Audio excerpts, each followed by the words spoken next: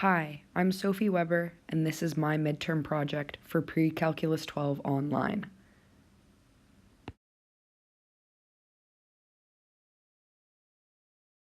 In this project, I will be doing 2 questions from Unit 4, Exponents and Logarithms.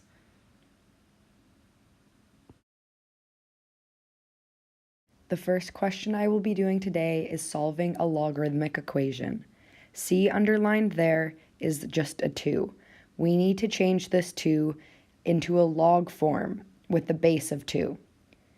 As you can see me writing, log base 2 of 4 equals 2, as 2 to the power of 2 equals 4. Now that we have all the values in log form, we can use the product rule to multiply the added logarithms to combine 2 logs then into 1. After completing the product rule, FOIL the 2 brackets together and multiply the 2 integers to have one simple log on each side.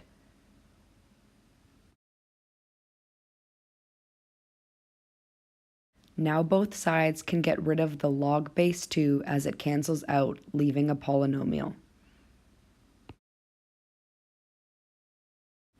Solve by making this polynomial equation equal to 0 and then factoring. This polynomial factors to be x minus 7 times x plus 2.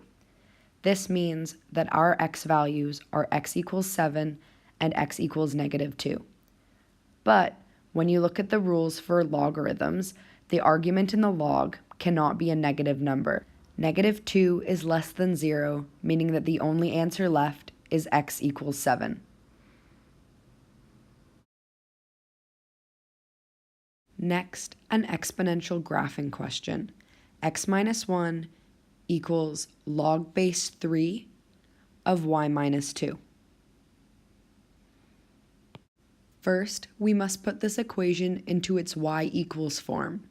To do this, switch the log into exponential form. 3 becomes the base, x minus 1 becomes the exponent, and then add 2 both sides, and this will get you an equation that is easier to graph.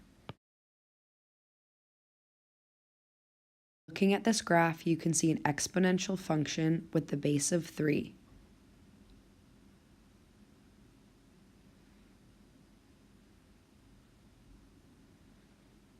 You can also see a horizontal translation, 1 unit right.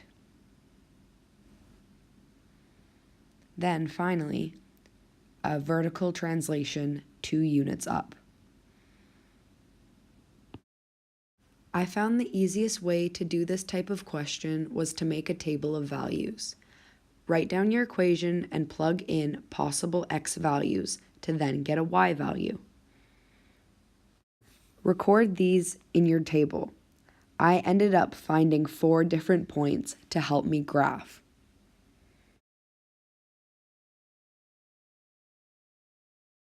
After recording all of these numbers in my table, I looked to the equation. This equation shows a horizontal asymptote at positive 2. So, I marked it on my graph. After marking my asymptote, I started plotting points on my graph.